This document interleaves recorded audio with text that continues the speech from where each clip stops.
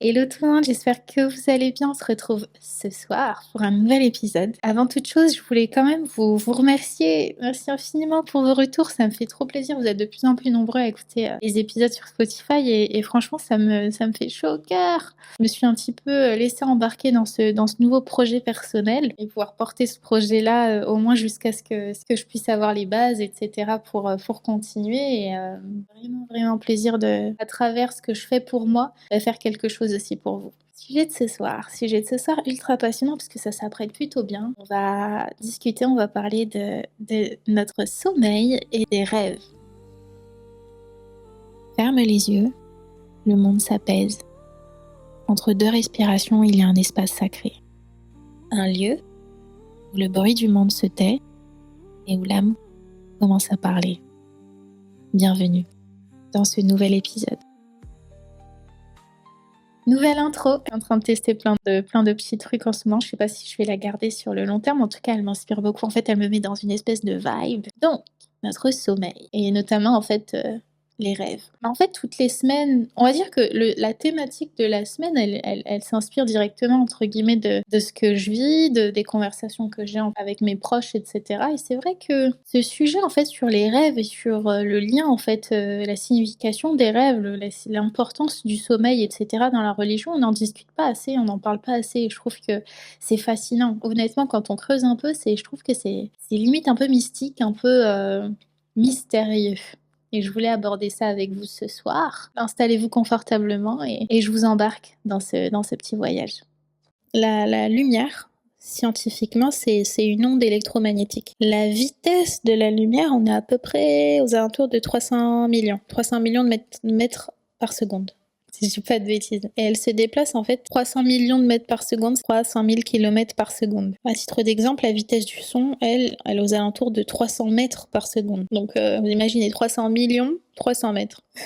Mais ce qui est fou, c'est qu'elle se déplace, la lumière se déplace à une vitesse incompréhensible. Elle porte en fait à l'intérieur d'elle un message. Toutes les couleurs, du rouge profond, enfin même du rouge profond jusqu'au violet lumineux, ce sont en fait des expressions d'une même essence, qu'on appelle la lumière blanche. La différence, pourquoi est-ce qu'on passe du rouge au violet, va passer d'une certaine fréquence énergétique et d'une certaine longueur d'onde. Enfin bref, le rouge a une fréquence basse. Et en fait, faut l'imaginer, c'est pour ça que l'article qui sera associé, dans cet article-là, vous allez pouvoir avoir toute la partie visuelle, etc. Vous allez comprendre en fait de quoi je parle, mais quand on parle en fait de fréquence énergétique, d'onde, surtout de longueur d'onde, il faut imaginer en fait une ligne qui est un petit peu composée de plusieurs vagues, et donc de plusieurs creux et de plusieurs crêtes. Et la longueur d'onde, en fait, c'est la différence entre chaque crête. Plus la différence est longue, donc plus il y a de l'espace, plus les vagues en fait elles sont dispersées, elles sont moins serrées, elles sont beaucoup plus desserrées en fait. Et du coup le rouge c'est une couleur qui est plutôt chaude, qui est dense et qui est enracinée. Le violet à l'inverse en fait c'est une fréquence, enfin c'est une couleur dont la fréquence énergétique vibre très haut et du coup ça veut aussi dire que la longueur d'onde, donc la différence entre la passe plutôt entre deux crêtes sur cette longueur est très courte. Du coup on est plus dans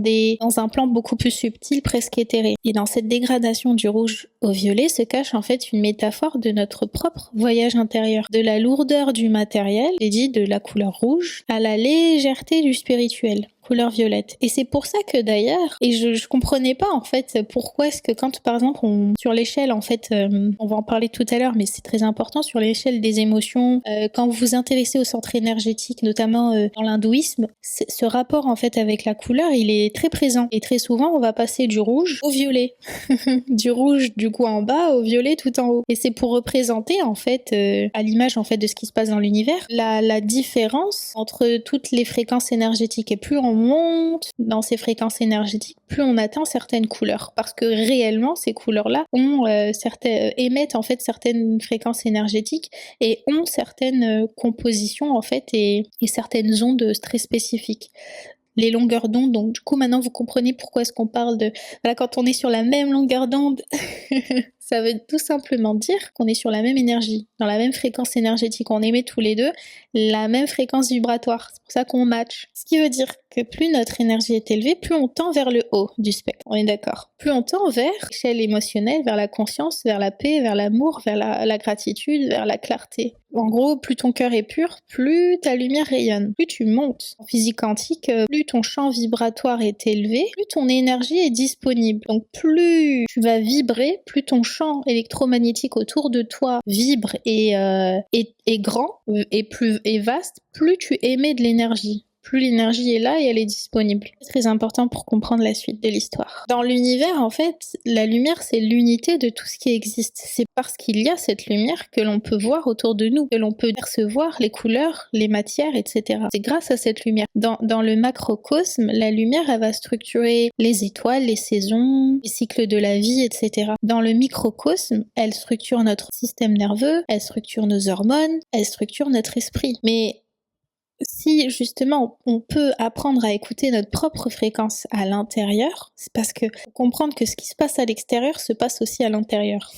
Et c'est ce qui se passe à l'intérieur qui va influencer ce qui se passe à l'extérieur. C'est pour ça qu'il y a un parallèle entre ce qui se passe dans l'univers et ce qui se passe à l'intérieur de votre corps. Quand on compare la structure d'un arbre, et je l'ai mis dans l'article, la structure d'un arbre avec ses branches et ses racines, et la structure du système nerveux à l'intérieur du corps humain avec le cerveau et les nerfs, c'est quasiment le reflet en fait. C'est le macrocosme reflète le microcosme. C'est un truc de fou. C'est vraiment super intéressant.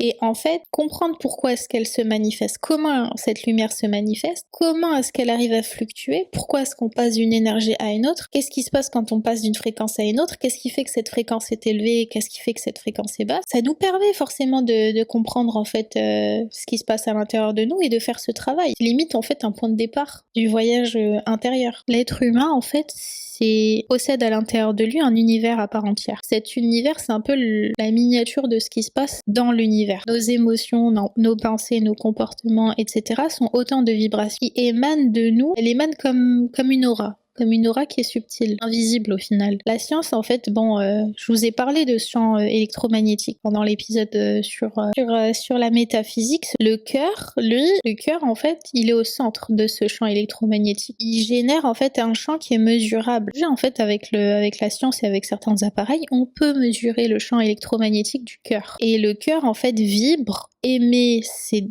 vibrations, ce champ, plusieurs mètres, en fait, autour de votre corps. C'est un truc de fou. Ce champ, en fait, il va changer selon nos émotions, selon notre état émotionnel. Vous imaginez, en gros, quand par exemple on stresse, encore une fois on est dans des énergies basses, colère, stress, angoisse, regret, culpabilité, etc., le champ devient un peu irrégulier, chaotique. Par contre, quand on est calme, qu'on est reconnaissant, qu'on est aimant, qu'on est dans la gratitude, tous les attributs divins dont je parlais la semaine dernière, là en fait votre champ énergétique il va devenir beaucoup plus harmonieux, plus stable et plus cohérent. Ce que je disais la semaine dernière, tous les enseignements spirituels, tous les enseignements du Coran qui sont issus directement du Coran, tout ce que Allah Azza wa Jal nous demande d'incarner, on le voit et on peut le mesurer scientifiquement. On le voit scientifiquement. C'est mesurable, c'est un fait scientifique. Donc ce champ énergétique, plus tu vibres haut, plus il émet une énergie intense. Fréquence énergétique élevée. Intense, ça veut dire qu'il devient magnétique. Donc vous allez attirer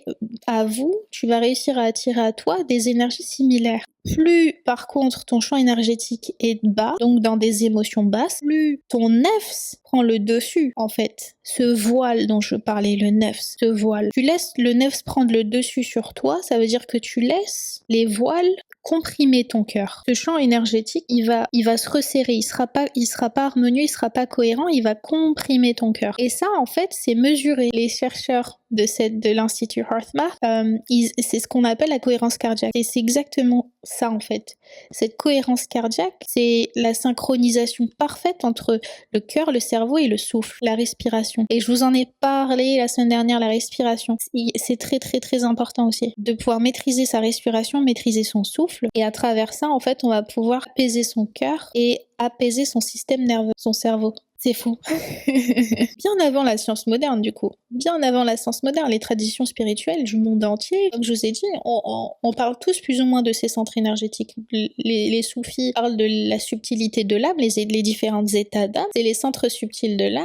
C'est différents mots, c'est différents termes pour dire exactement la même chose. Le corps, en fait, c'est un instrument énergétique à travers lequel, en fait, va circuler la lumière divine. On va parler d'énergie vitale dans certaines cultures, mais en vrai, c'est la lumière d'Allah Azzawajal. Chaque centre, en fait, va correspondre à une glande. Ça, je l'ai pas dit, mais c'est important aussi. À une glande qui correspond à une émotion spécifique, qui correspond à une fonction. Le centre énergétique de la racine, la base, c'est la glande surrénale. Elle, en fait, c'est le centre, en fait, de la survie, de l'ancrage, mais aussi de la peur. Le plexus solaire, c'est le pancréas. Le pancréas qui est représenté, enfin, qui est lié, en fait, à ta volonté. La volonté qui est aussi liée directement à ton estime personnelle, l'estime de soi. Le cœur, c'est le thymus.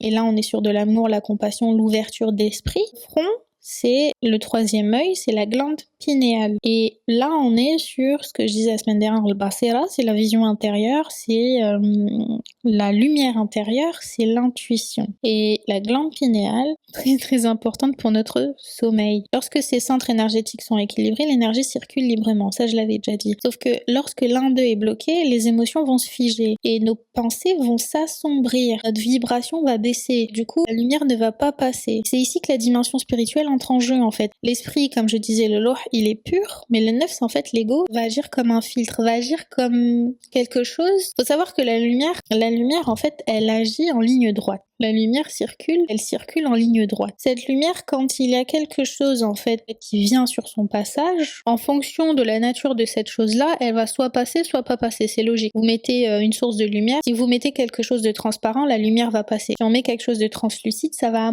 passer, mais à moitié, pas totalement. Si vous mettez quelque chose d'opaque, ça va pas passer du tout. Et en fait, faut comprendre que le nefs agit comme cet objet que l'on met sur le champ, en fait, de cette source lumineuse. Ça va agir comme un filtre autour de votre cœur. Chaque déséquilibre émotionnel, chaque peur, chaque blessure va venir, en fait, se rajouter pour éviter, en fait, il faut le voir comme ça, en fait, va venir se rajouter dans ce champ, dans cette ligne droite, pour éviter que la lumière passe, en fait. Donc, ça va venir obscurcir un peu plus la lumière originelle. Et Allah subhanahu wa ta'ala, dans la sourate Nur, nous parle de la niche, nous parle de la lampe, nous parle de ce cristal, etc. Il faut comprendre la symbolique derrière. Il explique qu'il y a quelque chose autour du cœur. Si cette chose-là n'est pas polie, n'est pas entretenue, la lumière ne peut pas passer. C'est un truc de fou. Et en fait, c'est ce qu'on comprend. Le champ énergétique autour du cœur, autour de votre corps même, qui est aimé à plusieurs mètres. S'il y a quelque chose qui vient obscurcir, c'est-à-dire si vous êtes dans des émotions, des énergies basses, si ça vient obscurcir, votre champ électromagnétique n'aura pas la même intensité, va devenir de plus en plus dense. Et purification de l'âme, le tasqiya, consiste en fait justement à lever ce voile, à enlever cet objet qui vient perturber en fait la trajectoire de la lumière. Et ça va venir en fait laisser circuler la lumière, laisser en fait Allah subhanahu wa ta'ala et sa lumière divine, la laisser passer en fait à l'intérieur de ces centres énergétiques qui viennent en fait harmoniser à l'intérieur de votre corps, et c'est surtout laisser passer la lumière dans le cœur. Donc le cœur, en fait, c'est le seul organe de tout le corps humain qui a à la fois en fait a une action sur le monde visible, donc dans votre corps, et aussi au niveau du monde invisible, donc au niveau du champ électromagnétique. Et ça explique aussi pourquoi est-ce que c'est un pont finalement entre les trois centres du bas et les trois centres du haut. Pourquoi est-ce que c'est un pont entre la dunya, la vie d'ici-bas, et la vie spirituelle et la spiritualité? Le ruh, c'est quelque chose qui est de l'ordre de la divinité, qui est de l'ordre du divin, étant donné que c'est le souffle divin. Le nefs, c'est quelque chose qui est de l'ordre un peu entre les deux aussi. C'est-à-dire que, étant donné qu'il est étroitement lié à votre cœur et qui va se positionner, en fait, stratégiquement, le nefs se positionne autour de votre cœur. Donc, il a aussi, en fait, au final, une action sur votre spiritualité, votre lumière et votre vie d'ici-bas, étant donné que vous vous mettez des voiles et que étroitement lié aussi à la dunya. C'est pour ça qu'en gros, il y a l'esprit, le corps et le cœur. Chaque émotion, comme je disais dans le premier épisode, chaque émotion est une vibration. Elle possède une fréquence qui est mesurable. Là encore, c'est quelque chose de très très important à retenir. C'est pas ce que je suis en train de dire, etc. C'est pas juste avec quelque chose qui sort de ma tête ou quoi. C'est vraiment Scientifiquement parlant, aujourd'hui, on peut mesurer les émotions. Et dans l'échelle en fait émotionnelle de David Hawkins, qui est très connu, il montre en fait que certaines émotions abaissent notre énergie. Donc l'émotion de la honte, de la peur, de la colère vient baisser nos énergies. Il en parle dans Power versus Force, où il explique en fait que sur son échelle, vous allez voir, et en plus il utilise aussi les différentes couleurs. Il part du rouge pour remonter au violet. Le rouge, on est sur des fréquences énergétiques basses, on est sur des émotions qui vibrent autour de 100 Hz, autour de la peur, de la culpabilité, de la colère, etc. L'amour, on est aux alentours de 500 Hz, entre 500 et 700 Hz, paix, gratitude, etc. Et on peut dépasser carrément et aller dans des fréquences très très élevées. La transcendance, etc. C'est vraiment très élevé. Donc du coup, plus vous montez, plus votre énergie s'intensifie. Votre lumière s'intensifie. Pas des nombres absolus, mais c'est plutôt, on va dire, des symboles d'état intérieur, en fait. Quand on dit, ouais, on passe de 50 Hz à 700 Hz, symboliquement, ça veut dire aussi beaucoup de choses. Plus notre vibration est basse, plus on perçoit le monde à travers le prisme de la peur, du manque, du jugement, etc. Plus elle est haute, plus on va vivre, en fait, dans la clarté, dans l'intuition, dans la stabilité, dans la gratitude, et ainsi de suite. Et en réalité, la foi, ce serait une fréquence élevée de la conscience, au final. L'hymen, c'est, on s'approche, on se rapproche en fait de la transcendance. On est carrément au-dessus du 600 Hz, 700 Hz. On est au-dessus de la paix. On est au-dessus de l'amour. On est vraiment à proximité en fait. On est vraiment proche du divin, proche d'Allah Azzawajal. Et c'est un état dans lequel en fait, à ce moment-là, c'est un état dans lequel tout devient possible. Kun fayakun. J'ai posté en fait un article sur l'abondance et sur notamment la doua, comment appréhender la doua et comment il faut la voir, parce que beaucoup de gens ne savent pas comment ça fonctionne en réalité, ou ils la font pas dans les meilleures conditions. Et kun fayakun, c'est un peu, déjà, pour commencer, c'est la preuve qu'Allah Azzawajal détient le pouvoir suprême, c'est le plus puissant, il a une puissance et il a un pouvoir sur toute chose. Il suffit en fait qu'il dise soit, et c'est. Et ça veut dire beaucoup de choses aussi, parce qu'Allah, il est subtil. Latif, il est très subtil. Ça veut aussi dire, en fait, que toi, il faut que tu sois, que tu incarnes une certaine émotion, un certain état d'âme. Une fois que tu auras incarné cet état d'âme, ce sera. Ça veut dire qu'en gros, c'est un peu sa promesse quelque part, de te dire, plus tu te rapproches de l'état d'âme le plus élevé, donc celui qui est le plus proche de moi, plus tu seras dans cet état de réceptivité, dans cet état de réception. Ça veut dire que tu seras le plus aligné possible. Ça veut dire que tu seras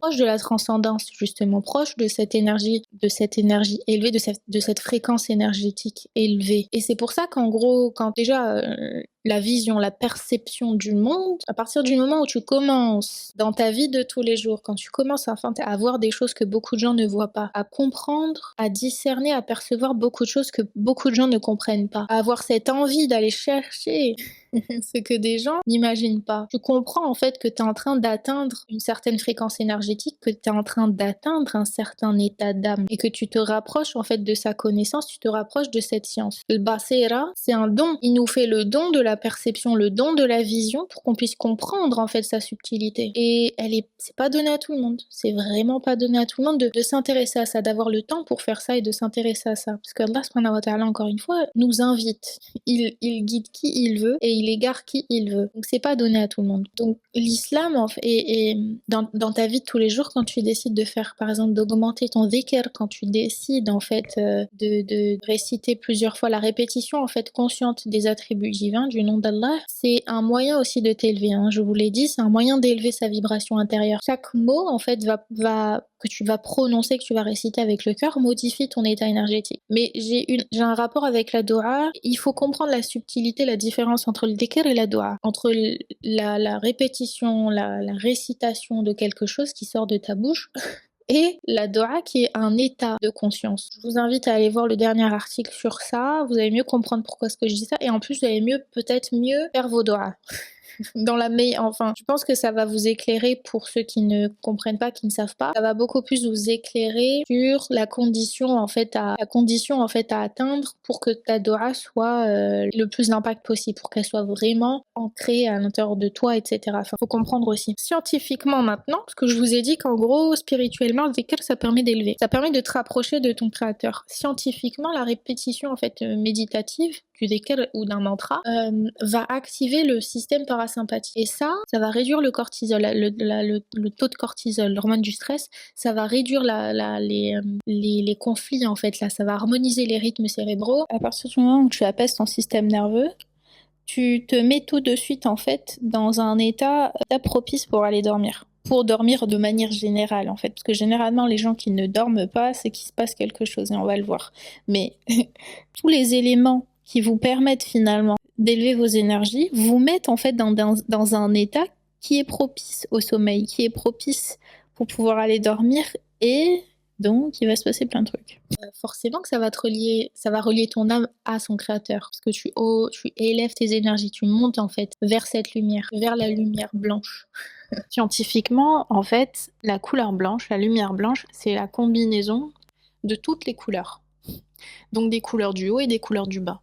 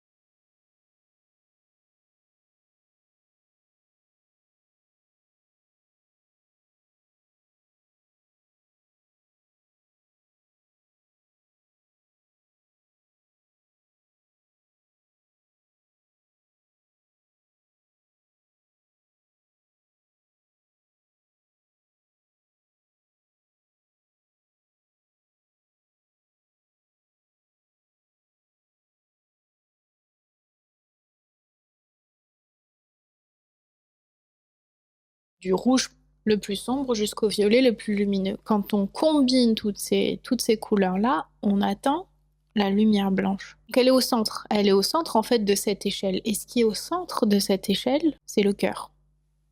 On comprend bien que le cœur, c'est le centre de la lumière. Et c'est pour ça aussi que le centre énergétique du cœur permet de faire le pont entre le monde invisible et le monde visible. Mais l'être humain, quand il va dormir le soir, et que du coup, il lâche son mental pour rejoindre en fait le monde invisible, c'est aussi un pont. Techniquement, dans votre vie de tous les jours, c'est aussi un pont qui vous amène en fait vers l'invisible. Donc, c'est une manifestation finalement dans votre vie quotidienne, dans votre vie de tous les jours.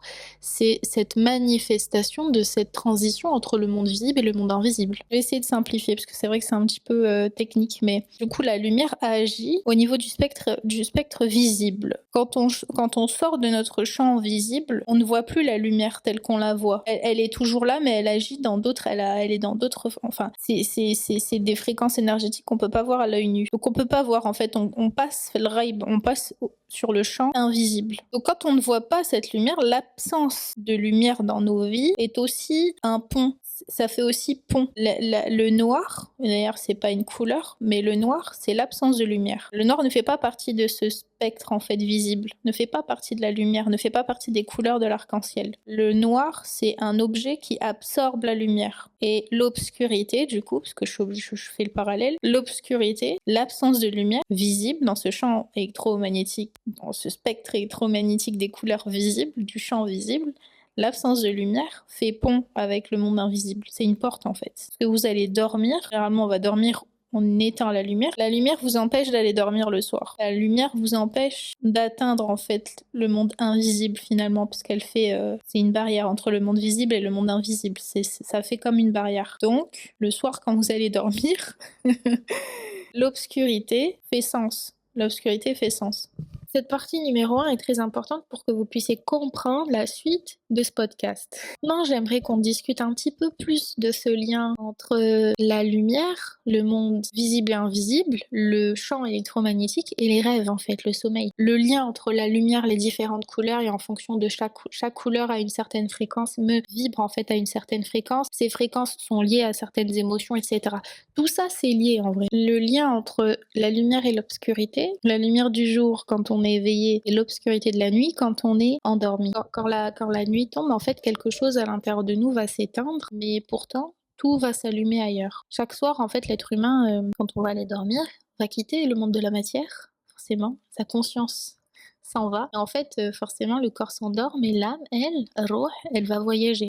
On sait que Allah subhanahu wa ta'ala récupère notre ruh pendant notre sommeil et nous la remet au réveil. Le sommeil, en fait, dans l'islam, c'est considéré comme une mort temporaire, une petite mort. C'est un passage, en fait, entre deux mondes. C'est le pont entre deux mondes, le monde visible et le monde invisible. Donc, quelque part, comme je vous disais, dans ce champ électromagnétique, il y a une partie, la lumière, enfin, ce qu'on peut voir dans ce spectre, cette partie, en fait, on peut voir avec nos yeux, le monde matériel, le monde visible, correspond à une intervalle minime, en fait, de ce spectre électromagnétique. Et ce qui est au-delà et ce qui est en dessous correspond à des ondes qui sont invisibles à l'œil nu. Infra veut dire en dessous du seuil visible, en dessous du monde visible. Infrarouge, rouge parce qu'il s'agit de fréquences énergétiques très basses. Là, on est sur effectivement des ondes, on est sur tout ce qui correspond aux radios, musique, micro-ondes, c'est des ondes infrarouges. Et à l'inverse, ultra qui veut dire au-dessus du seuil, au-dessus du monde visible, c'est aussi en fait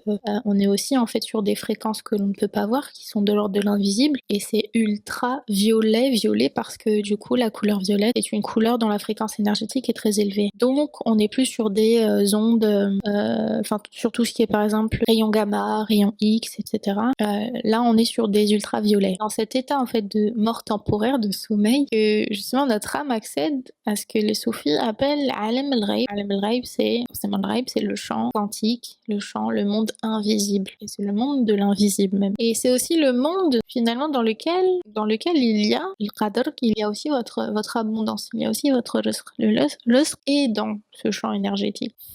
Et quand on comprend ça, on comprend beaucoup de choses sur ces fréquences énergétiques, etc., les états d'âme, non. C'est d'ailleurs comme ça qu'on arrive à attirer l'abondance. Parce que cette abondance, Rabbi nous le dit, le risque en fait se situe dans le ciel. Le ciel symbolise en fait quelque chose qui est de l'ordre de l'invisible. Et on comprend du coup que notre abondance se situe dans ce monde invisible. Et que le cœur étant le pont entre le visible et l'invisible, de la même façon finalement que vos rêves et votre sommeil constituent aussi un pont entre deux mondes, entre le monde de l'invisible et le monde du visible.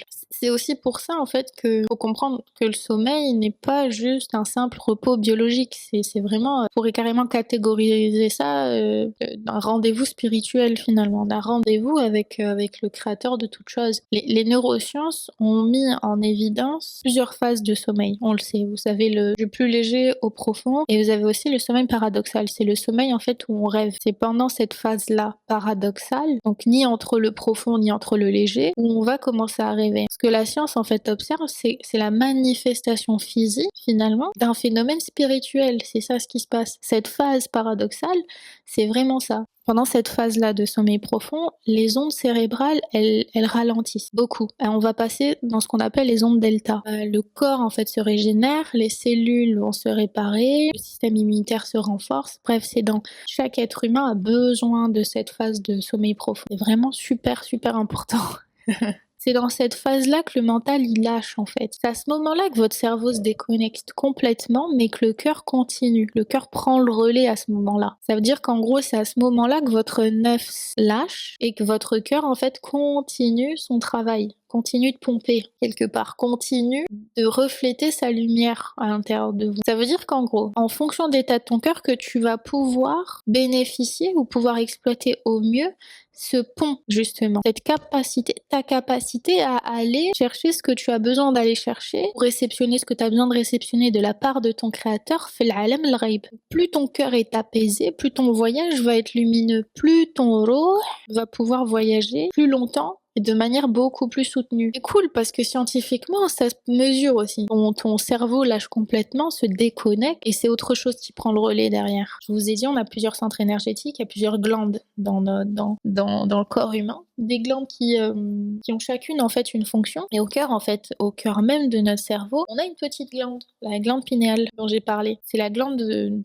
qui va produire ce qu'on appelle la mélatonine, c'est l'hormone du sommeil. Ce qui veut dire que cette glande, et en plus Allah subhanahu wa ta'ala on parle dans la sourate An-Nur, cette glande en fait elle a un lien très très intéressant et très important dans ta capacité à finalement bien dormir, une chose, mais c'est surtout aussi dans ta capacité à voyager, à laisser ton ruh faire ce qu'elle doit faire quelque part. La mélatonine en fait c'est pas une substance, c'est pas qu'une substance chimique, c'est vraiment une molécule de lumière, littéralement. En gros sa production dépend de l'obscurité. Quand la lumière du jour elle baisse, la glande pinéale en fait elle se met à sécréter cette hormone qui signale au corps qu'il est temps d'aller se retirer du monde extérieur quelque part, qu'il est temps d'aller dans l'Alam al-Ghaib. C'est vraiment l'appel, c'est limite l'appel de ton âme aussi, qui veut repartir, qui veut rejoindre son créateur. L'âme étant l'âme, la partie la plus pure de ton corps, elle n'a pas de voile, elle n'a pas de... Il y a rien, il n'y a pas d'ego, il y a rien du tout qui la freine finalement. C'est vraiment l'état naturel et tous les soirs, ton ruh réclame justement ce voyage, réclame de repartir vers son créateur. Et si la nuit, en fait, au final, c'était pas simplement qu'une absence de lumière, mais c'est un espace sacré où la lumière intérieure, elle peut se manifester réellement, parce que ton cerveau lâche et que ton cœur reprend le relais. À ce moment-là, en fait, il y a rien, il y a absolument rien. Ton nefs est complètement déconnecté, ton nefs n'est plus là. Et c'est le seul moment au final où ton ruh peut vraiment s'exprimer, peut vraiment faire ce qu'elle a à faire, ce dont elle a besoin. Et ce qu'elle a besoin, c'est de son créateur. Franchement, là, je suis en train de parler avec vous en mode freestyle un peu. Et là, tout de suite, je me sens inspirée à faire un épisode sur la Surat al-Kahf et même un article dessus. Parce qu'en fait, je suis en train de parler de l'obscurité et j'ai eu des flashs. J'ai eu des downloads, comme on dit. Là, en fait, vous êtes en train d'assister à une épiphanie. Vous êtes en train d'assister à un bing, bing, bing dans ma tête. Quand je vous dis que ça m'arrive tout le temps maintenant, à chaque fois, je fais des liens comme ça. Ah là là. Les gens de la caverne, ils étaient en fait dans une grotte. Allah subhanahu wa ta'ala il les a mis dans une situation, dans un environnement où il y avait absolument plus aucune source de lumière, aucune source de bruit. Il y avait pas, il leur a touché les oreilles, donc plus de source de lumière, plus de bruit, plus rien du tout. Ils étaient vraiment dans une phase un peu en stase. C'est ça qu'on dit? Je sais plus. Mais du coup, ils étaient dans une situation qui était du coup proche du sommeil profond, proche de la mort en fait au final. C'est un truc de dingue, hein. Le prophète sallallahu alayhi wa sallam, quand il partait méditer, quand il allait dans sa grotte, dans un endroit complètement obscur. C'est le présent, quand vous êtes dans votre présent et quand vous voulez cultiver le silence, supprimez toute source de lumière en fait autour de vous. C'est beau de comprendre les choses de cette façon-là parce que du coup ça aide au jour le jour à comprendre, intégrer, etc., conscientiser. Et quand tu conscientises, commence à atteindre en fait des niveaux de fréquence vibratoire, des niveaux énergétiques de plus en plus élevés. Ta pratique, elle prend plus d'intensité, plus d'ancrage en fait. Et ta croyance, elle est beaucoup plus intense. Tu fais les choses avec certitude, yaqin, avec conviction. Et c'est ce que Allah veut de nous. Veut qu'on soit convaincu, veut qu'on soit certain, veut qu'on fasse les choses avec le cœur, avec l'amour, avec certitude. C'est de cette façon-là qu'on rentre dans dans le meilleur état d'âme possible. C'est dans cet état-là qu'on se rapproche de notre ruh, qu'on se rapproche de cet état finalement dans lequel on est quand on dort. Parce qu'il n'y a plus de frein, plus de voile, plus d'obstacles, rien du tout. Quand tu dors quelque part, tu atteins cet état de stillness, comme on dit en français. Le calme absolu. Quand tu dors, tu atteins ce calme absolu. Comme les gens de la caverne, en fait. Exactement. On se retrouve dans cet état-là, de calme absolu. c'est un des attributs d'Allah Azza wa Jal. Il nous demande d'être calme dans la vie, de passer les épreuves avec calme, avec stabilité. Et c'est comme ça qu'on arrive en fait à s'ancrer, à vivre son présent, à vivre l'instant T, à vivre le silence, de la bonne manière. Certaines études, comme celle de Rick Strassman, ils ont montré que la glande pinéale pourrait être liée à la production de DMT. Et DMT, en fait, c'est une molécule qui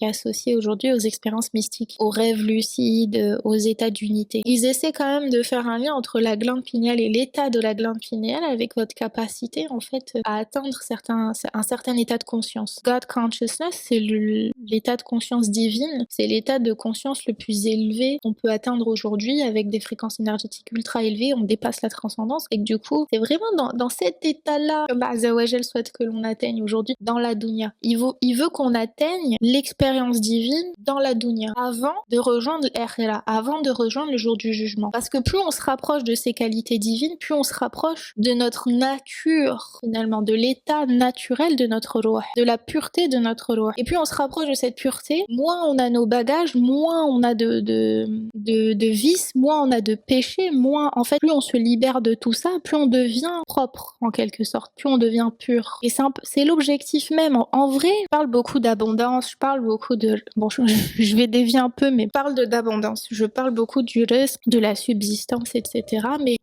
faut comprendre une chose, l'abondance, en fait, ça veut pas dire possession. Ça veut pas nécessairement dire le bien matériel. L'abondance, et ce que moi je vise personnellement, c'est l'inspiration divine, c'est la paix, c'est la tranquillité, c'est le savoir, c'est la connaissance, c'est la proximité avec mon créateur. C'est ça que je vise aujourd'hui. L'abondance matérielle, c'est secondaire. Une fois que vous êtes dans cet état de conscience divine, le travail que vous allez faire à l'intérieur de vous, c'est pas juste anodin, c'est pas juste comme ça. Il va vous nettoyer, mais il va aussi vous inspirer, il va aussi vous pousser à agir de la bonne façon. C'est-à-dire qu'en gros, plutôt que de chercher de réparer les choses et de faire les choses de manière symptomatique, ok, je vais arrêter d'écouter de la musique. Oh, ok, je vais faire mes prières. Ok, je vais faire ci, je vais faire ça, je vais faire des efforts, etc. Si vous travaillez pas à l'intérieur, tôt ou tard, en fait, la dunya va reprendre le dessus sur vous. Mais là, ce qui se passe, et l'objectif de ce podcast, et l'objectif de ma quête, et l'objectif de ce travail, c'est que je puisse guérir en fait les choses à la source. En guérissant les choses à la source, vous allez tendre vers le bon comportement. Et plus rien va pouvoir en fait vous influencer. La dunya, limite, prendra plus du tout,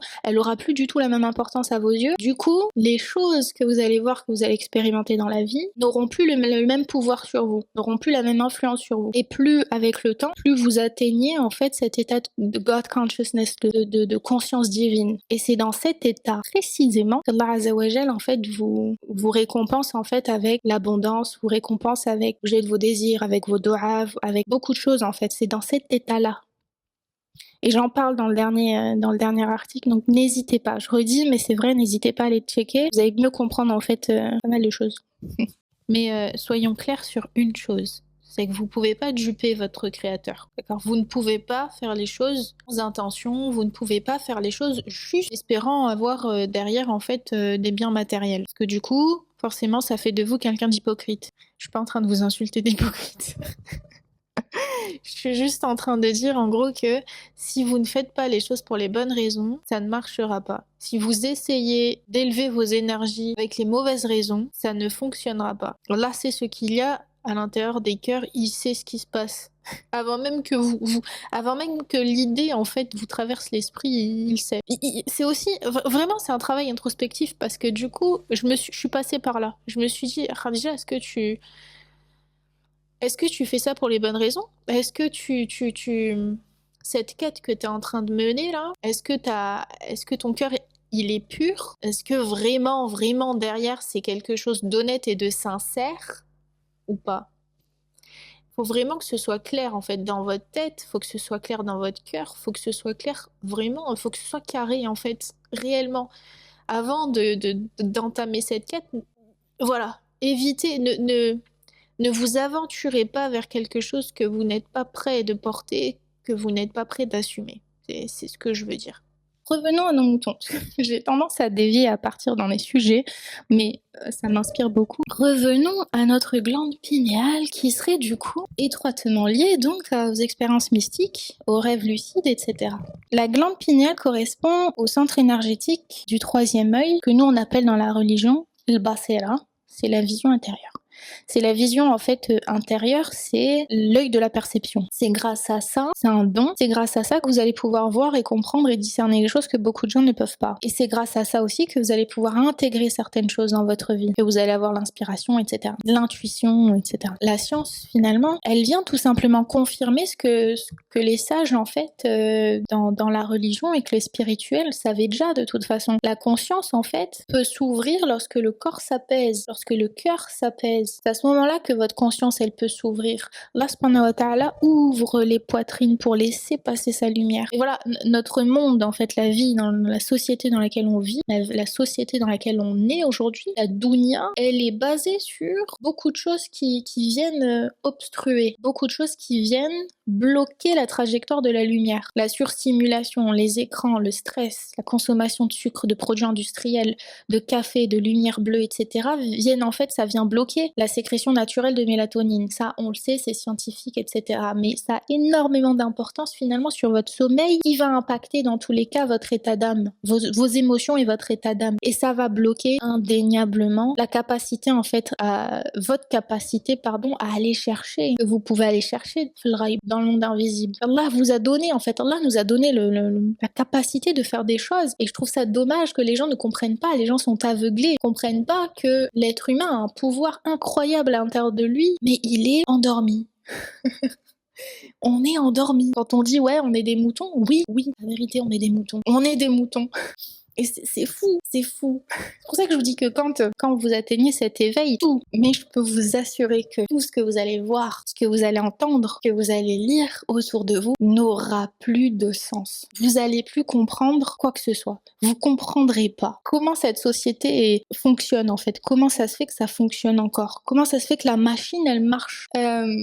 Évidemment qu'on sait, Shaitan est derrière tout ça, mais c'est quand on se connecte le plus possible en fait à ce champ quantique, donc on est le plus connecté à notre créateur. Mais attention, et aussi à cet endroit précis que vous pouvez aller taper dans des mauvaises énergies. Je vous ai dit la semaine dernière, toutes ces pratiques du New Age, etc. C'est des pratiques qui s'opèrent aussi. Fil Ghaib, c'est des pratiques qui s'opèrent dans le monde invisible. Et dans le monde invisible, comme vous pouvez aller puiser la lumière divine d'Allah Azza wa Jal et sa connaissance et votre risque et tout ce qui est licite, vous pouvez aller aussi piocher tout ce qui est illicite parce que le shaitan et les djinns opèrent.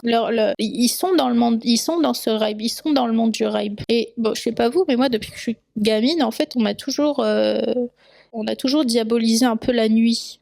C'est les fameuses histoires d'horreur là, la nuit, etc. Faut pas faire ci, faut pas faire ça, faut pas se... Plein de superstitions comme ça dans la communauté arabe. Je vous assure, on a plein d'histoires comme ça, Isha comme Doucha et tout. Enfin bref, Kandisha ou je sais pas quoi. Bref, il y a plein de petites histoires comme ça parce que c'est dans le Ghaib aussi qu'on peut aller puiser les mauvaises énergies. C'est dans le Ghaib qu'on peut aller s'égarer. Les centres énergétiques et les chakras et tout ce qu'ils font là, projection astrale, je vous ai dit, c'est des portes vers des mauvaises énergies. J'ai tendance à parler du monde invisible, le Ghaib. Le Ghaib, c'est effectivement le monde invisible. C'est aussi le monde de l'inconnaissable qui regroupe aussi le futur, comme j'ai dit la semaine dernière. Donc il y a des choses qui sont inconnues et il y a des choses qui sont inconnaissables, qu'on ne peut pas connaître. Allah nous a complètement, comme je vous ai dit, il a dissimulé. Donc peu importe nos efforts, peu importe ce qu'on fait, peu importe nos moyens, peu importe les instruments, on ne pourra jamais connaître ce qui se passe. C'est un mystère. Et ça restera un mystère jusqu'au jour du jugement dernier. Quand je fais le lien entre le Ghaib, donc le monde de l'invisible, et le Rizq, je veux parler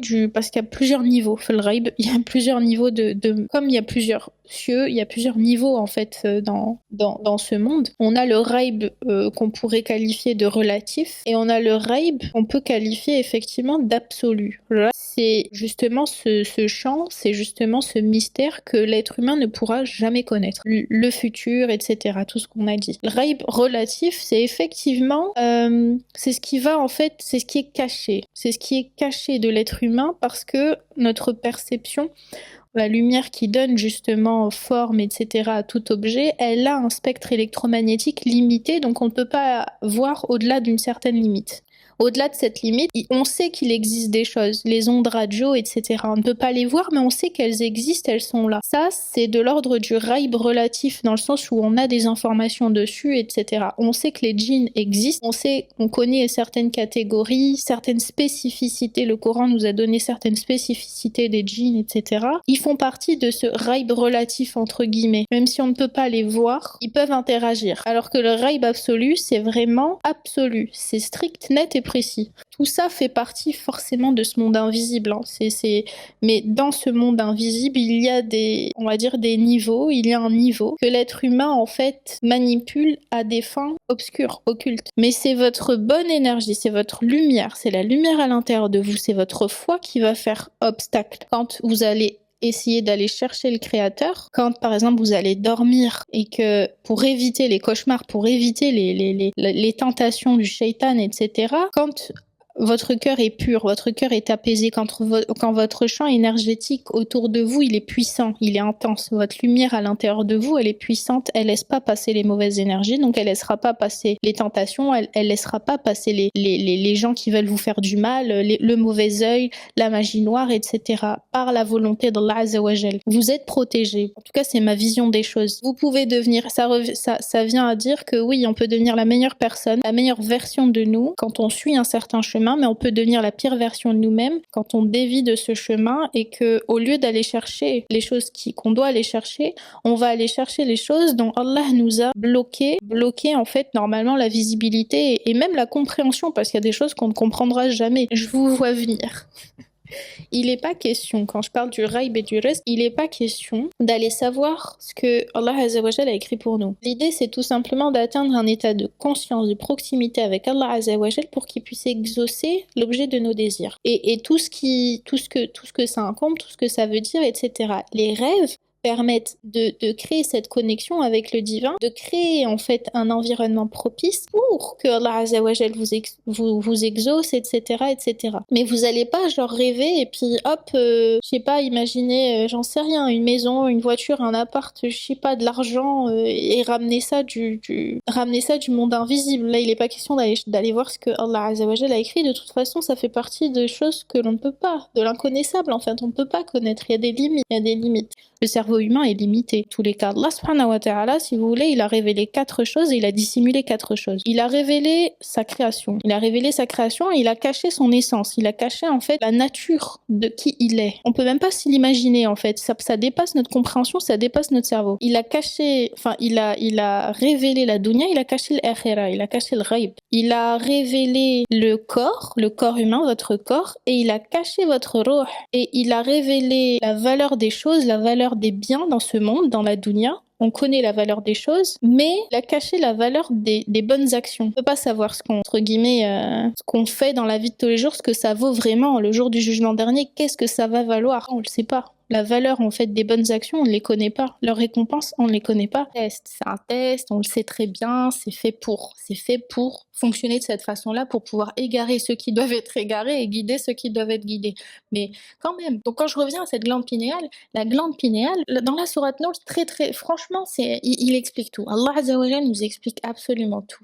La glande pinéale, en fait, elle est centre de lumière qui vient communiquer avec votre cœur, qui vient refléter à son tour la lumière autour de vous et voilà. Comme le cœur peut être voilé, Allah nous le dit, la glande, elle peut être aussi voilée. Elle peut être ce qu'on appelle la calcification de la glande pinéale, elle peut être calcifiée. Étrangement, c'est un phénomène qui débute à partir de l'adolescence. À partir du moment où tu commences à être responsable de tes actes. À partir du moment où tu commences à laisser ton nafs prendre le dessus sur toi. Tu commences en fait à être programmé, à être formaté par la société et à laisser la dunya prendre le dessus sur toi. On sait que la période de préadolescence, adolescence est cruciale en fait pour certaines bases et donc majorité des erreurs dans sa vie, on le fait souvent dans cette période-là. Quand on fait des choses et qu'on regrette, c'est souvent parce que on n'était pas guidé, soit on n'était pas éveillé à ce moment-là, etc., etc. De ce que j'ai pu observer, etc., les erreurs de parcours, on les fait souvent en fait pendant cette période-là parce qu'on n'est pas conscient.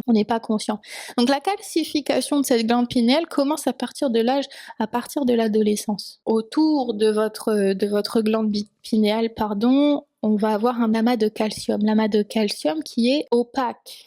c'est un amas de calcium qui est opaque. L'opacité de cet amas de calcium ne permet plus à la lumière de circuler, ne permet plus à la lumière de transpercer cet objet-là. Il n'est pas translucide, il est opaque. De la même manière que le cœur, votre glande peut être voilée. Ce qui est intéressant de savoir maintenant, c'est qu'est-ce qui calcifie la glande pinéale. Eh bien, c'est tout ce que j'ai dit avant. C'est-à-dire qu'en gros, surconsommation de produits industriels, l'utilisation du fluor, parce que ça c'est très très important, beaucoup de gens ne le savent pas, mais dentifrice, l'eau du robinet, etc. Enfin bref, quand vous pouvez en fait commencer à accumuler du calcium. Donc il y a pas mal de choses qui viennent calcifier, n'hésitez pas à les chercher aussi. De votre côté, ce qui calcifie la glande pinéale, biologiquement parlant, la médecine nous dit qu'il n'y a pas d'impact, en fait dans le fonctionnement de cette glande, mais en fait si, la surcalcification, finalement, à partir du moment où il y a trop de calcium autour de cette glande, production de mélatonine est impactée. La glande ne produit plus, ne régule plus la mélatonine de la même façon, et ce qui veut dire que vous allez avoir beaucoup de problèmes d'insomnie, par exemple. Et l'insomnie, c'est vraiment, c'est une arme en fait fatale contre le croyant, contre l'être humain, parce que moins vous dormez, plus vos émotions vont être impactées, plus vos pensées vont être impactées, plus votre comportement sera impacté, et ainsi de suite. Vous connaissez la suite. Plus vous rentrez dans un état de vulnérabilité, vous devenez à cran, vous êtes beaucoup plus sensible en fait à votre environnement, vous laissez influencer en fait par votre environnement. Vous vous laissez influencer par les gens, par la société, etc. En même temps, je pense que c'est un cercle vicieux en fait. C'est vraiment un cercle vicieux. Dormir un peu, mais on sera constamment fatigué, constamment dans l'anxiété, mentalement chargé, mentalement surchargé. On va laisser le stress prendre le dessus, etc. On va se poser une question, on va beaucoup réfléchir. En fait, on va rester dans le mental. On va rester dans notre mental. Et à partir du moment où vous restez dans votre mental, c'est que vous êtes soit dans le passé, soit dans le futur. Vous n'êtes pas dans le présent. Et vous savez, mon avis sur l'instant T, sur l'instant présent. J'ai dit un truc en me réécoutant la semaine dernière, j'ai dit quelque chose que je trouve un peu inexact. Je pense que le passé, c'est pas un présent qui n'est plus, et le futur n'est pas un présent qui n'est pas encore. Je pense que c'est plus une construction mentale pour essayer de comprendre où est-ce qu'on se positionne dans la temporalité, parce que l'être humain a besoin de se positionner dans cette temporalité. Et c'est pour ça qu'Allah a créé le temps. A créé ça, est une illusion, pour essayer de nous faire comprendre à travers notre cerveau d'être humain comment est-ce qu'on peut se positionner, comment est-ce qu'on peut se mettre certains repères. Mais en vrai, ce qui se passe de manière continue, c'est votre instant T, c'est le présent. On vit constamment dans le présent. C'est juste qu'à partir du moment où vous restez dans votre mental, où vous sortez de ce présent et vous allez dans votre mental, on laisse la société prendre le dessus sur nous, qu'on laisse notre nefs prendre le dessus sur nous. C'est à partir du moment où on quitte le présent pour monter dans notre mental. Et quand on n'a pas assez dormi, quand le sommeil n'est pas apaisé, quand vous avez pas suffisamment, quand votre sommeil n'a pas été suffisamment récupérateur, on a beaucoup plus de facilité à rester ancré dans le mental, dans son cerveau, plutôt que dans son cœur et dans l'instant présent, dans cette connexion avec le divin, dans cet ancrage. Donc on sera plus vulnérable face à la tentation, etc. Quand on dort, en fait, ce qui se passe, c'est que le mental lâche complètement.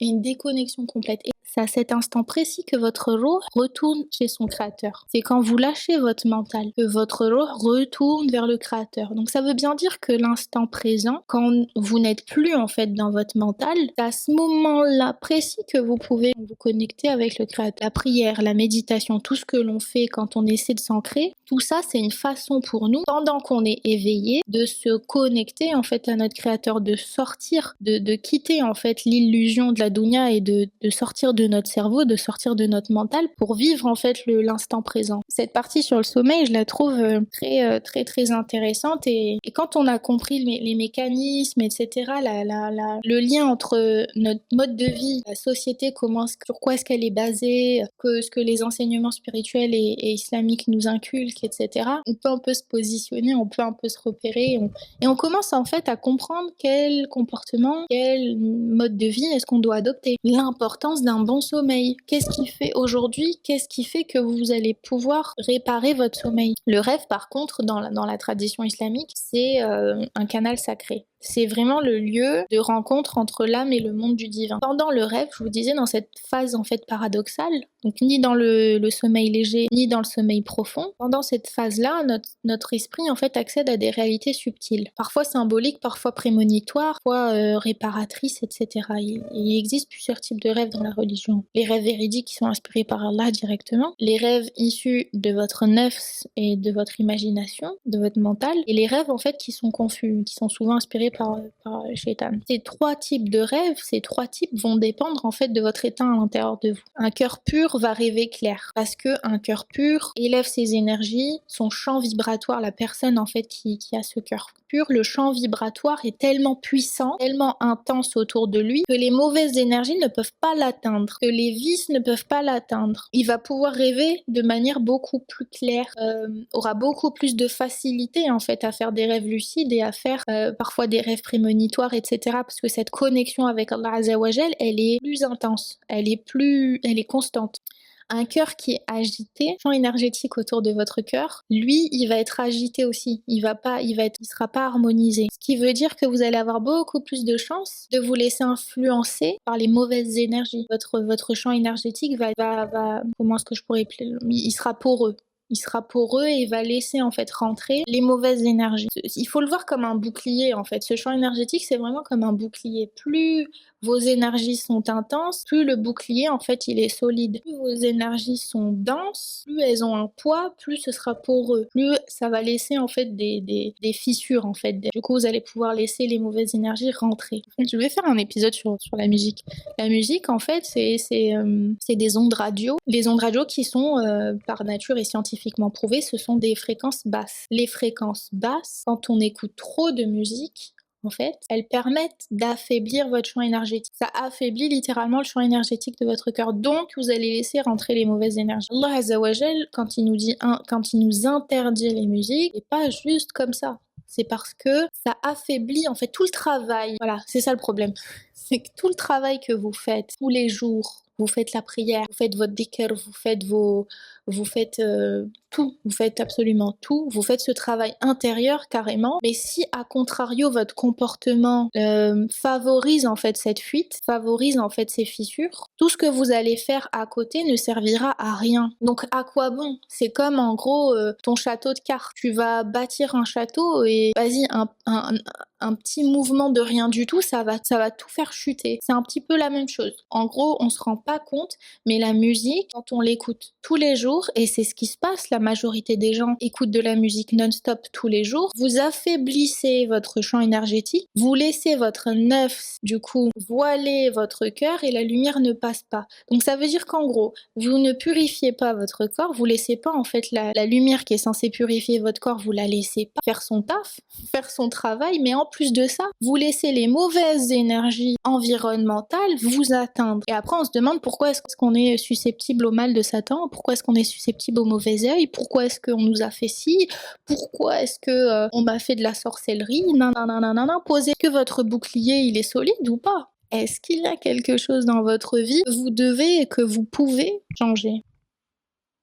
Je dis ça pour moi aussi. Je m'inclus là-dedans. Parce que le podcast a aussi pour vocation une introspection, une remise en question. C'est aussi une manière pour moi de dire tout haut ce que parfois je pense tout bas ou que je me cache à moi-même. Je fais beaucoup de déviations ce soir. Super important.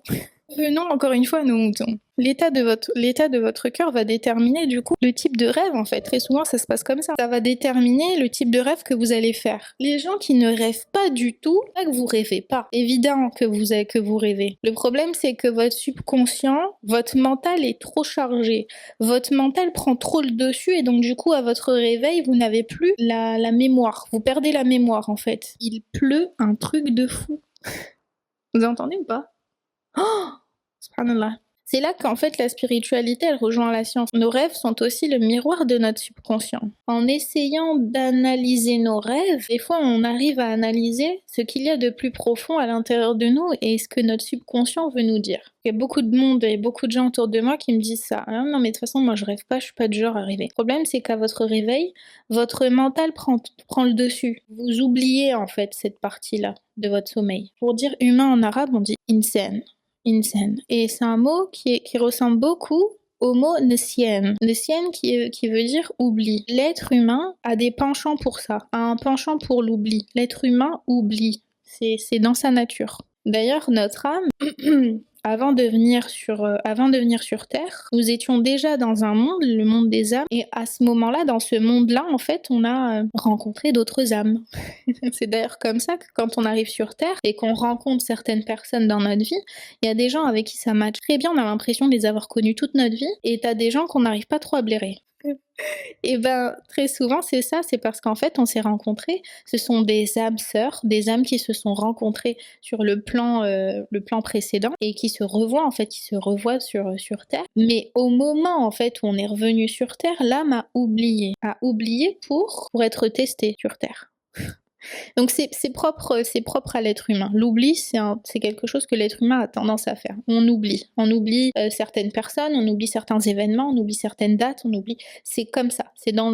On est fait comme ça. Donc c'est pas quelque chose d'anormal d'oublier ses rêves. Par contre, vous pouvez y remédier. Vous pouvez y remédier parce que c'est dommage de se priver. Finalement, vous vous privez de quelque chose que Allah subhanahu wa ta'ala il vous a donné, c'est un don aussi, il vous a donné la capacité d'être inspiré, il vous a donné la capacité de l'intuition, il vous a donné beaucoup de capacités. L'être humain a énormément de capacités. Encore une fois, je vous le dis, on a un pouvoir à l'intérieur de nous qu'on ne comprend pas, qu'on ne voit pas, quand on n'a pas envie de comprendre et qu'on n'a pas envie de voir. À partir du moment où vous écoutez ce podcast, c'est que je pense que vous êtes intéressé par tout ça, et du coup, c'est incroyable. C'est incroyable. Vous êtes incroyable. Maintenant, est-ce que vous allez dormir les soirs. D'ailleurs, c'est ce que je vais faire quand j'aurai fini. Lorsqu'on va dormir en paix, notre cerveau synchronise les ondes alpha et theta. Je vous ai dit, quand on est dans le sommeil profond, on est dans des ondes, on atteint les ondes delta. Le sommeil, en fait, paradoxal, ce sommeil-là, quand on est total calme, etc., notre cerveau va aussi synchroniser les ondes alpha et theta. C'est dans cette phase-là, paradoxale du coup, c'est dans cette phase-là, alpha-theta, qu'on va ouvrir en fait l'intuition. C'est ces ondes-là qui ouvrent la voie à l'intuition. C'est là la glande pinéale. Et du coup, c'est pour ça que la glande pinéale est très importante aussi. On ouvre la voie à l'intuition, la création, la clarté mentale. C'est à ce moment-là, Allah Azza wa Jal nous vous inspire, vous oriente, vous éclaire. C'est à ce moment-là. Les chercheurs parlent même de réseaux neuronaux de l'imagination active. C'est ce moment en fait où le cerveau libère le mental, lâche le mental, donc du coup il est complètement détaché du côté rationnel, de la rationalité, et il entre en fait dans un état d'hyperconnexion. Et cette hyperconnexion, c'est cet état-là précisément. Quand vous entrez dans cet état, vous entrez en quelque part dans un état d'abondance. Souvent des inspirations, des idées, des flashs, des épiphanies, des petits. Et là, c'est pile à ce moment-là, quand je suis sur le point de dormir, en fait, quand je suis entre le sommeil et l'éveil. En fait, c'est au moment où, tout simplement, on commence à rentrer dans ces ondes. Delta et Theta. Le rêve, c'est une forme subtile d'accès à votre rêve. C'est une forme subtile d'abondance spirituelle sous une forme d'inspiration. Parce que quand vous vous réveillez, des fois vous vous réveillez avec de nouvelles idées, de nouvelles pensées. Moi, ça m'arrive aussi. Vous vous réveillez, vous avez envie de faire de nous. En fait, très souvent, et c'est pour ça qu'aussi le Fajr, le dernier tiers de la nuit, jusqu'au Fajr, et un petit peu après aussi, c'est un moment qui est extrêmement bénéfique. Parce qu'en fait, c'est à ce moment-là, généralement, que les gens se réveillent de leur sommeil. C'est à ce moment-là, vraiment, c'est à ce moment-là qu'Allah Azza wa Jal vous inspire, en fait. C'est d'ailleurs pour ça qu'on dit que quand on rate le Fajr, quand vous ratez en fait votre prière du Fajr, vous renoncez en fait à l'abondance, vous renoncez à votre reste. Parce que c'est au moment en fait où vous vous réveillez de votre sommeil, quand vous vous réveillez dans un état, limite un état second, c'est un état encore une fois, vous étiez dans un état d'hyperconnexion. Donc quand vous vous réveillez, limite vous êtes dans un état d'hyper-inspiration en fait. Et c'est dans ces heures en fait qui suivent le Fajr aussi que vous allez être le plus productif. En fait, vous êtes limite, Vous venez de vous réveiller, vous êtes tout frais là. Vous venez à peine de revenir du monde subtil, vous venez de revenir du monde invisible. Donc ça veut dire qu'en gros, votre mental, il est encore semi-conscient. Votre mental n'a pas pris encore le dessus, juste après votre réveil. Donc, vous êtes encore dans cet état-là. Wallah Azza wa Jal vous inspire, vous donne, vous ramène des choses, vous transfère beaucoup de choses. Ça explique aussi une des raisons de la prière du Fajr. Ça explique aussi pourquoi est-ce qu'il nous recommande, pourquoi est-ce qu'il nous pousse et qu'il nous recommande de nous réveiller. Le dernier tiers de la nuit, plus les heures en fait qui suivent, limite en fait c'est une période de bénédiction divine. C'est une période de bénédiction divine. C'est à ce moment-là que vous allez pouvoir puiser le plus possible. Vous rentrez en connexion avec votre créateur parce que votre ruh est parti dans le fil ghaib, dans le monde invisible. 2, c'est le dernier tiers de la nuit. Allah subhanahu wa ta'ala, c'est le moment en fait où vous êtes le plus connecté. Le tahajjud, le qiyam al-lil, tahajjud, c'est vraiment un moment dans la nuit qui est extrêmement important parce que c'est à ce moment-là que vous êtes le plus connecté quand vous allez vous lever pour faire la prière. Vous vous réveillez, vous êtes encore dans cet état-là de conscience divine, quelque part de connectivité avec le divin, avec l'invisible. Donc vous êtes le plus connecté avec Allah Azza wa Jal. Je vais vous dire, bon après ça ne tient qu'à moi, c'est ma vision, c'est mon interprétation de de mes recherches, etc. Quand on parle de tahajjud, le dernier tiers de la nuit, Allah subhanahu wa ta'ala descend. La semaine dernière, il y a quelques jours, je vous ai sorti en fait un article sur la Surat Nur. Dans cet article, Allah Azza wa Jal parle du ciel et de la terre. Dans mon interprétation à moi, Allah subhanahu wa ta'ala ne descend pas du ciel comme ça de manière mécanique. En gros, il est tout en haut dans le ciel et il descend. Parce qu'Allah Azza wa Jal est omniprésent, omniscient, omnipotent. Il est de partout. Sans être de partout, il est de partout. Il est au-dessus de tout. Dans ma compréhension des choses et dans mon interprétation des choses, quand on analyse la Surat Nur, on comprend en fait que le ciel en fait fait référence à votre esprit parce qu'il est de l'ordre de l'invisible. Ruh est de l'ordre de l'invisible. La terre, c'est votre cœur. Et en fait, c'est pour nous dire tout simplement en fait que c'est l'instant de la nuit où on est le plus connecté à lui justement. C'est à ce moment-là, parce qu'on rentre dans cette phase dans notre esprit où on est le plus connecté à lui. Le ciel pour moi symbolise notre esprit, symbolise quand on a lâché la dunya. Le dernier tiers de la nuit, c'est aussi un instant où il n'y a rien autour de vous. Il n'y a absolument rien. Il n'y a pas de bruit, il n'y a pas de personne, il n'y a pas il n'y a rien. Il n'y a pas votre travail, il n'y a pas votre passion, il n'y a pas vos enfants, il n'y a rien du tout. Vous vous retrouvez littéralement seul avec votre créateur.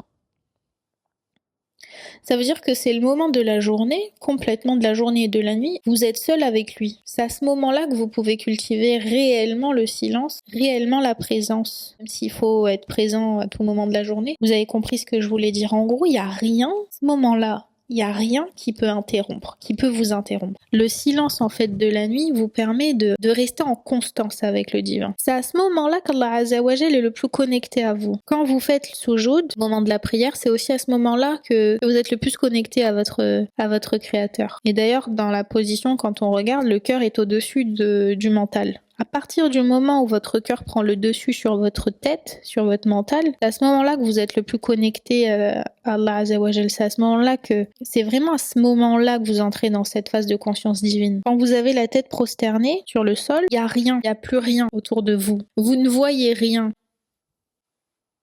Vous avez les yeux fermés, prosternés sur le sol. Il n'y a rien. En gros, c'est un peu comme le dernier tiers de la nuit. Il n'y a rien. Il n'y a pas de bruit, il n'y a pas de gens, il n'y a rien du tout. Il n'y a pas de lumière. Vous êtes dans l'obscurité. En fait, Qiyam al-Lil, la prière de la nuit, elle est favorable en fait pour rentrer dans cet état. Dans le même état quasiment quand on dort, le même état quand on va méditer. Quand le prophète sallallahu alayhi wa sallam allait méditer, il était dans l'obscurité et dans le silence. Les gens de la caverne étaient dans l'obscurité et dans le silence. En fait, c'est vous répliquez en fait quasiment, vous répliquez en quelque sorte le même environnement. Quand on est prosterné, de manière générale, même pendant la journée, quand il y a de la lumière autour de vous, etc., quand vous êtes prosterné au sol, et ben en fait, vous ne voyez rien. Vous bloquez la lumière. Vous bloquez le passage de la lumière. C'est pour ça aussi que c'est à ce moment-là que vous êtes aussi le plus connecté à votre créateur. Quand vous êtes dans cet état où vous entendez plus rien et vous ne voyez plus rien, finalement. L'interprétation, en fait, de ce hadith, parfois, il est pas évident. Certaines personnes ne comprennent pas la subtilité. Encore une fois, le créateur, c'est le subtil. Il n'y a pas une chose, il n'y a pas de profondeur dans ce qu'il dit. Il n'y a pas une chose, en fait, qu'on ne peut interpréter de manière simpliste. Moi, je pensais ça, hein, la première fois, quand je m'intéresse au tahajjud et que je m'intéresse à tout ça et que je tombe, en fait, sur ce hadith, etc., même les interprétations que j'entends, hein, que j'ai lues, les témoignages que j'ai lus, etc., les gens pensent vraiment que Allah subhanahu wa ta'ala descend qu'à ce moment-là et que c'est à ce moment-là qu'il est le plus proche de eux, géographiquement parlant. Il est partout, il est omniscient, il est partout. Toute la journée, à tout moment. Du coup, quand on comprend mal en fait ce hadith, on a tendance en fait à penser qu'il y a de la distance entre nous et le créateur le reste de la journée. Et je trouve que c'est dommage en fait. Ce hadith, je trouve qu'il n'est pas nécessairement bien interprété. En tout cas, mon interprétation de ce hadith, je la trouve en fait beaucoup plus claire et beaucoup plus logique, plus subtile. Mais cette symbolique de il descend pendant le dernier tiers de la nuit, c'est pour symboliser justement que c'est à ce moment-là que vous êtes le plus proche de lui parce qu'il n'y a pas d'éléments perturbateurs, parce que votre nefs ne prend pas le dessus, la dunya ne prend pas le dessus. Le silence de la nuit et l'obscurité de la nuit fait que vous êtes en complète connexion, présence. C'est comme ça que j'interprète les choses. Ça prouve à quel point ce cycle de sommeil est important. Parce que si vous ne dormez pas bien, si vous dormez mal, vous avez moins de chances de vivre en fait, de pratiquer le tahajjud dans votre vie. Et vous avez moins de chances aussi de vous lever pour le fajr. Quand vous dormez pas, que vous n'êtes pas serein, que vous n'êtes pas bien, que vous dormez le corps lourd, que vous n'êtes pas en paix, que vous n'avez pas vos heures de sommeil, que vous ne faites pas attention à votre sommeil, à côté, en fait, il y aura forcément tôt ou tard, il va y avoir des répercussions sur votre pratique, des répercussions sur votre croyance, des répercussions sur vos émotions, etc. Donc, il y aura des répercussions sur votre état intérieur, une chose, sur votre intention, sur vos émotions, qui auront nécessairement un impact sur vos actions. Vous n'allez pas être en forme pour vous lever le matin. Vous n'allez pas être en forme parce que vous laissez la dunya prendre le dessus. Allah Azza wa Jal, en fait, ne va pas, sa lumière ne va pas vous atteindre. Donc, vous n'allez pas avoir la force de lever la couette le matin, 5h du matin, 4h du matin, 3h du matin. Vous n'allez pas avoir la force de lever cette couette. Parce que la lourdeur, le poids de la dunya sera là, en fait, pour vous laisser dans votre confort. Alors que quelqu'un qui est croyant, qui ne laisse pas la dunya justement lui dicter, qui laisse pas son nefs lui dicter, monte ses fréquences énergétiques. Donc monter, ça veut dire élever ses énergies, ça veut dire laisser tomber la charge, laisser tomber le poids. Ce poids-là, vous ne l'aurez pas en fait au moment où vous devez enlever votre couette le matin pour aller faire vos ablutions et prier. On a la prière du fajr et les heures qui suivent, 1 ou 2 heures après, en règle générale, c'est jusqu'à ce que vous avez bu votre premier café. Jusqu'à ce moment-là, généralement, vous êtes inspiré. Vous baignez dans la bénédiction divine. Et pourquoi je dis ça? Parce que bon, l'abondance, encore une fois, c'est pas que matériel. C'est aussi cette inspiration. C'est une harmonie vibratoire, en fait. C'est l'harmonie vibratoire entre le cœur, le corps et l'esprit. Étrangement, c'est à ce moment-là que votre corps, votre cœur et votre esprit s'harmonisent. Parce que le mental n'a pas pris le dessus, que le cœur, il est le plus déchargé et le corps vient de se régénérer de votre sommeil. Quand nos fréquences en fait elles sont basses et qu'on vibre dans la peur, dans le stress, dans la rancune, on ferme en fait les canaux de réception. Quand vous avez passé une mauvaise nuit, quand vous n'avez pas réussi à dormir, quand votre sommeil n'a pas été assez réparateur, quand vous vous réveillez complètement fracassé, vous n'êtes pas bien, etc., il y a un déséquilibre. Et donc, vous n'êtes pas susceptible de créer en fait cet état d'abondance. Par contre, quand elle s'élève et que vous êtes en paix, que vous êtes dans la gratitude, dans l'amour, etc., vous dormez comme un bébé. Vous dormez très très bien. Vous vous réveillez, vous êtes en pleine forme, vous avez été dans le monde invisible, donc vous arrivez avec une inspiration de ouf.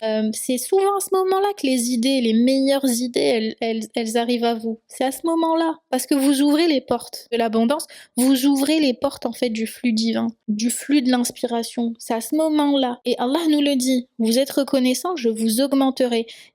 Il nous augmente pas nécessairement que par les biens matériels. Il nous augmente par le savoir, il nous augmente par le discernement, il nous augmente par l'inspiration.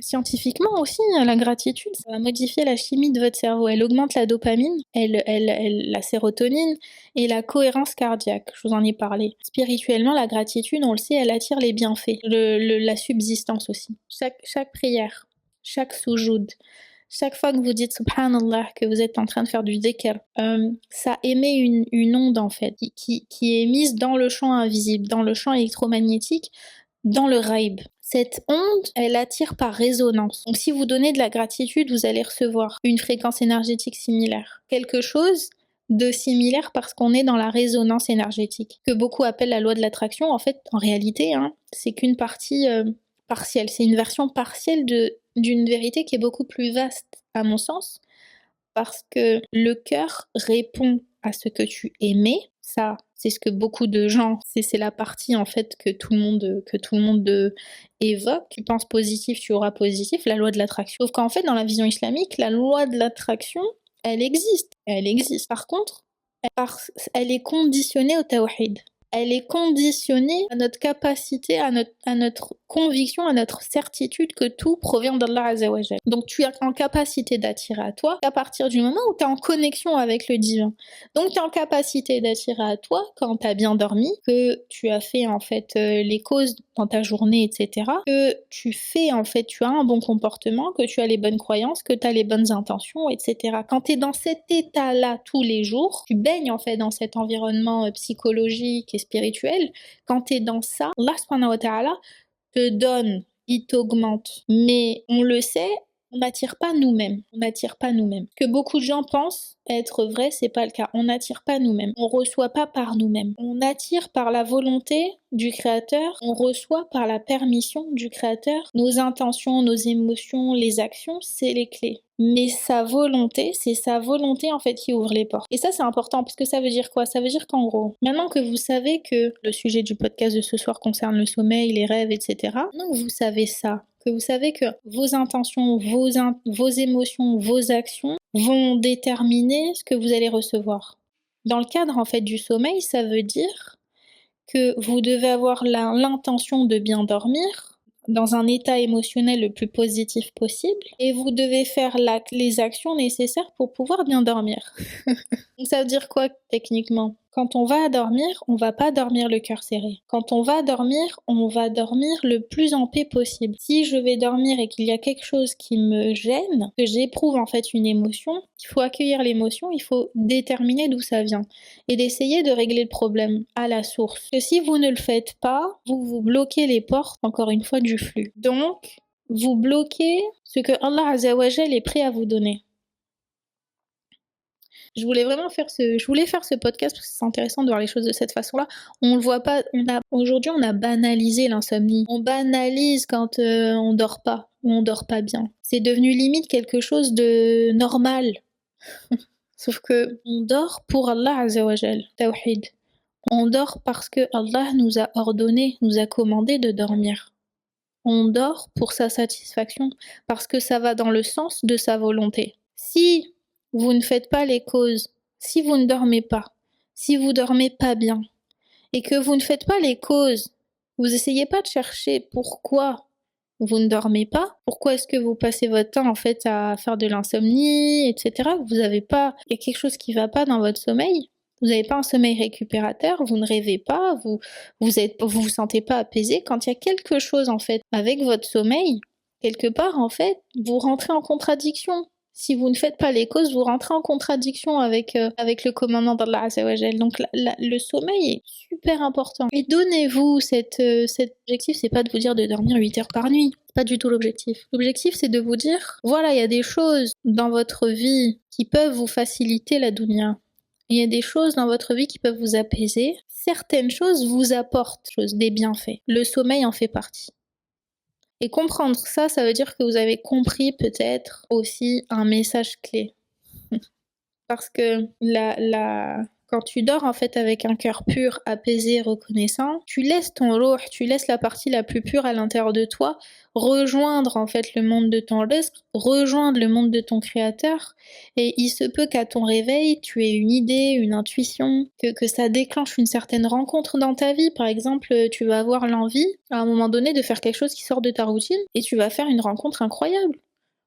Ça veut dire que l'abondance, en fait, elle est déjà là dans ta vie. Elle est là. C'est juste qu'il faut considérer qu'elle se situe à l'intérieur d'une pièce qui est dans l'obscurité. Maintenant, toi, grâce à ta lumière à l'intérieur de toi, tu peux éclairer cette pièce et aller chercher ton abondance. Mais si tu ne le fais pas, si tu te donnes pas l'opportunité de le faire, si tu te donnes pas la chance de le faire, comme quand on banalise l'insomnie et qu'on essaie de réduire au maximum son sommeil et ses heures de sommeil parce que pour certains c'est une perte de temps, et ben là tu te bloques l'accès. Tu te bloques d'une certaine façon l'accès.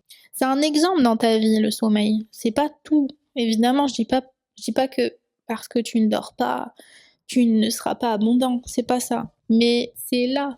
Donc autant l'exploiter. C'est ça ce que je veux dire. Autant l'exploiter. L'abondance, elle est déjà là. Mais elle se manifeste simplement dans la fréquence que tu es capable de soutenir toi-même. Que tu es capable, en fait, de porter toi-même. On est des êtres de lumière avant tout. Tu n'es pas ton corps, tu n'es pas ton nefs, tu es le ruh à l'intérieur d'un corps, pas l'inverse. Et cette lumière, en fait, à l'intérieur de toi, elle fluctue au rythme de tes choix, au rythme de ton sommeil, de ta foi, de tes émotions, tout ce qui peut, en fait. Ce qu'il faut prendre en considération, c'est que tout ce qui peut influencer l'iman, tout ce qui peut influencer l'ihsan, tout ce qui peut influencer l'islam dans ta vie, faut pas banaliser, faut pas prendre ça pour à la légère. Et le sommeil en fait partie. Le sommeil régénère ton corps. Les rêves nourrissent ton âme. La gratitude va élever ta fréquence énergétique. Plus on dort bien, plus en fait on est reconnaissant au final dans sa vie. Plus on incarne les attributs divins, plus on incarne des bonnes émotions. La foi en fait elle va ouvrir derrière les portes de ton abondance.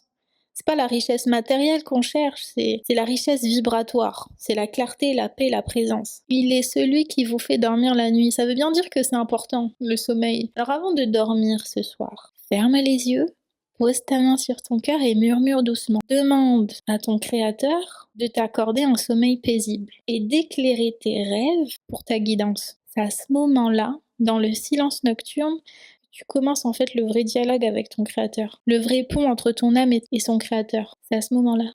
Quand on lâche le mental, quand on lâche le nefs, quand on lâche la dunya, quand on lâche le monde visible pour aller atteindre le monde invisible. J'espère que cet épisode vous aura inspiré. Je redescends dans la vibe là, je redescends.